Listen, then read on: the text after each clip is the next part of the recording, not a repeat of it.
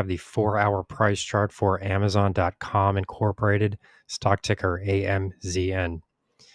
So as we can see here, the stock did have a fairly strong week last week. We did ultimately see price highs coming in at roughly 178, just above 178. So we can see that there has been a very substantial move here from these ultimate price declines, which came in at the 151.60 level. This would be the price low that was posted during the August 5th trading session. So now that we have seen a fair amount of upside here, it is time to sort of reassess this stock and determine whether or not people should still be taking long positions. And if that is the case, where are the price levels located, which should be used to execute and establish new long positions going forward. So in this video, we will be taking a look at some of these price levels and explaining why they are so important. So if we're looking at this price chart here, we can see that the most recent move to the top side has ultimately forced prices into the exponential moving average cluster.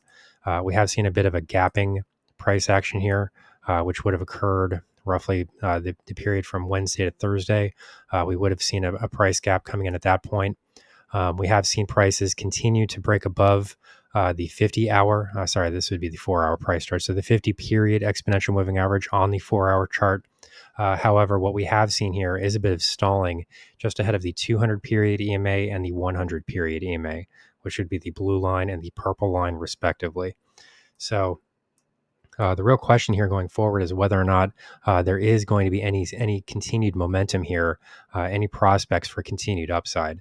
So if we're looking a bit back in time here, we can go back to the July 25th price lows, which came in at 176.80.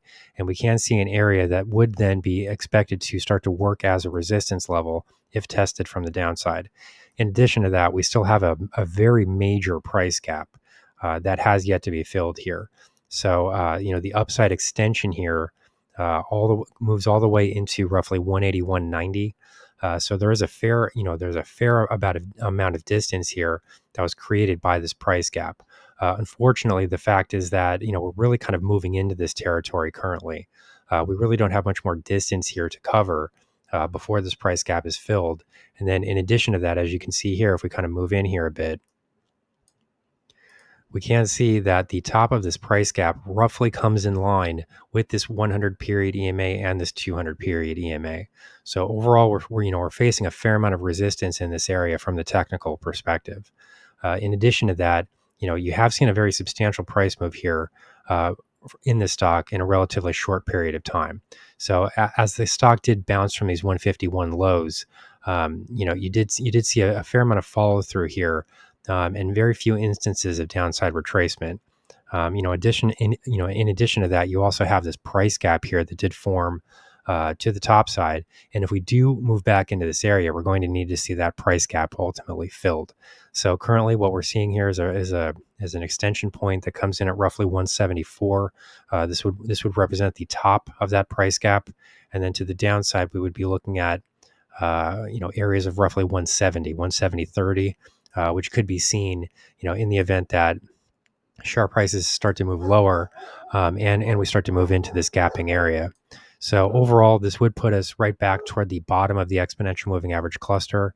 It is possible that you could find some support here and continue to move higher. But if this area does give way, this would suggest that a deeper retracement is likely to start occurring. The real question here is whether or not, these prior declines have ended. What I would really want to point people to, is the kind of extreme volatility that has been seen here in this stock over the last several weeks. We have to remember, of course, this is a Mag 7 stock. It's one of the biggest companies in the world. It is the major e-commerce retailer by far. There's really no second place at this point. Walmart is trying to establish itself in that direction, but the level of competition here has really diminished at this point. But when companies are that large, you also don't really expect to see this type of volatility that's associated with these names. So this is a very jarring series of price movements here. We can just sort of pull out here and see that there have been a lot of activities here moving in both directions. The share price itself has had a tremendous amount of difficulty in the past, moving above this 190 level. Of course, we have seen instances where that has occurred, but you're almost looking at a bit of a head and shoulders pattern here. If we're looking at this 190 level once again as a possible right shoulder. So, overall, the real question here is whether or not, this type of volatility is likely to continue, and how much potential upside there really is remaining in this stock. I do think that I should point to the performance activity that we have seen in the members only section of this channel. So, in the member only videos, we have seen a series of tremendous gains in a very short period of time within the small cap stock space. The stock trade that was taken 2 weeks ago has already seen gains of 46%. I believe the ultimate drawdown there was 3%. So 46% gains in that period of time with almost no drawdown, is a tremendously substantial gain. It far outstrips the upside potential that's being seen in this stock. And that is a real question for a name like Amazon because, at this point, the question, the main issue is whether or not, the potential for growth expansion here, matches what can be seen in other aspects of the market. So this is what I try to focus on in the members only section of the channel. We focus on smaller cap stock trades with tremendous potential for upside growth in share prices. And what this ultimately relates to and results in has been very significant upside gains. I think that the worst performer in the portfolio right now is still up by 10%. So there are new trades that are posted every week, and all of these stocks are really seeing tremendous upside potential without the types of declines that we have been seeing, even in names like Amazon. I mean, it's hard to believe, but a lot of these declines were broad based and widespread.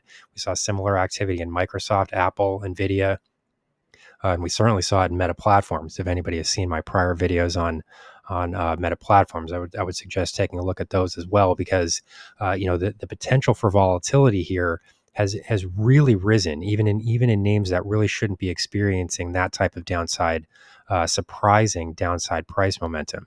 So there are some real questions here that should be made in relation to this stock, and some real issues as far as the upside potential for growth that can be seen when compared to the other stocks that are currently in our members only portfolio. So here's the current market analysis and update for Amazon.com Incorporated, stock ticker AMZN. Our high value trading strategies membership is currently available for a limited time for only $9.99 per month. These high conviction investment strategies are characterized by superior risk to reward metrics that target massive market beating returns over time. Join now to outperform the market, lock in this special introductory rate of just $9.99 per month for the entire lifetime of your membership, and start trading stocks with the pros.